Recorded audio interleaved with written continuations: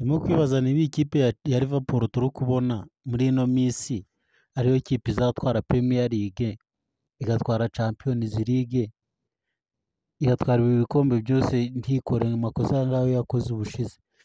Ubushize yavuyemo bitunguranye, iva muri Carabao Cup bitunguranye, ese n'ubu ngubu niko ibishakara. Ikipe muri Premier League ntiri kwitwara neza. Noneho ikipe ya Galatasaray iyitsinde koko nyuma yo gutsindwa na Crystal Palace.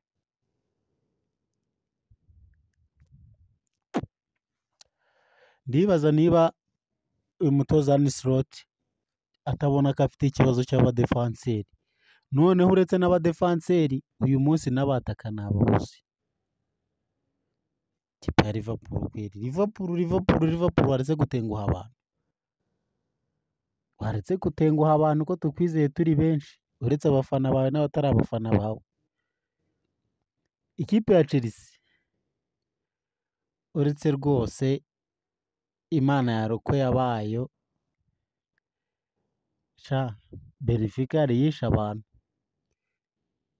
Igitego cyabonetse nacyo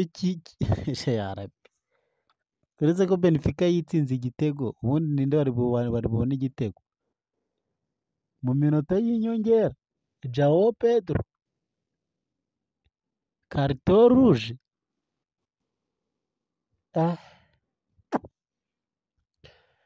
Ntabwo byari byoroshye.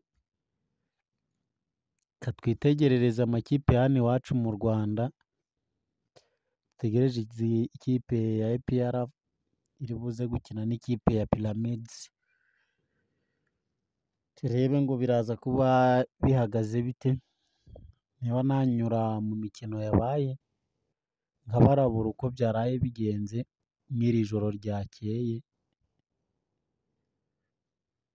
ubwo nyine amahitamo ni ayanyu, ariko reka mbikore nta ribi.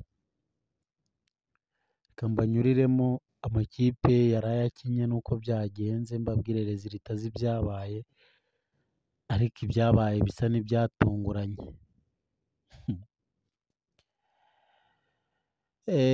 Ikipe ya Hirat yatsinzwe ibitego 5 n'ikipe ya Real Madrid. Come on. Real Madrid ejo bundi muri La Liga, Atletico Madrid yayikubise ibitego 5-1. Iragiye umujinya wose ihutura Hirat. Ibitego 5G. Hanyuma ikipe ya Atalanta yatsinze ikipe ya Club Brugge ibitego 2-1. Hanyuma ikipe ya Marseille yatsinze Ajax ibitego 4-0. Ikipe ya Inter Milan nayo yaje yatsinze Slavia ibitego 3-0.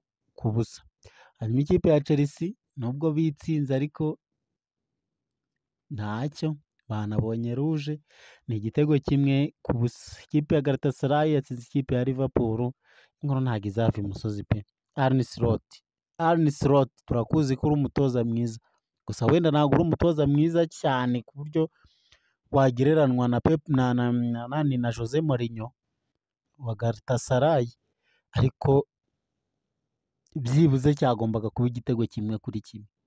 Yakoze amakosa pe.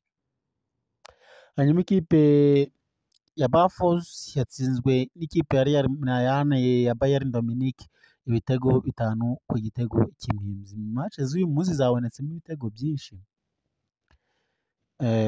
Ikipe ya Bordeaux yanganyije n'ikipe ya Tottenham Hotspur ibitego 2-2. Atletico Madrid iherutse guterekamo ibitego 5 muri Real Madrid, yagiye ifata ikipe y'Abadage ni Frankfurt iyikubitamo ibitego 5. Nanone mu mikino 2 Atletico Madrid iherutse gukina imaze gutsindamo ibitego 10. Imikino 2 gusa ikurikiranye. Amashi menshi cyane kuri Atletico Madrid. Hanyuma Karabag uyu munsi iri buze gukina na Copenhagen ku ku isaha y'isaa 12, ariko match twiteze ni match ya Monaco n'ikipe ya Man City, Dortmund na Athletic Club. Gusa za Napoli nazo turi buzivugire zirakina na za Sporting Club cyangwa za Juventus zirakina na Villarreal.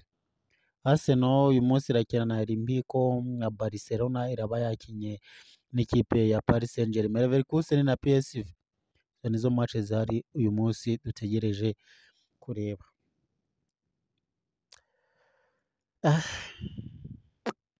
Ntabwo byoroshye ibyo muri aya makipe ni hatari kabisa.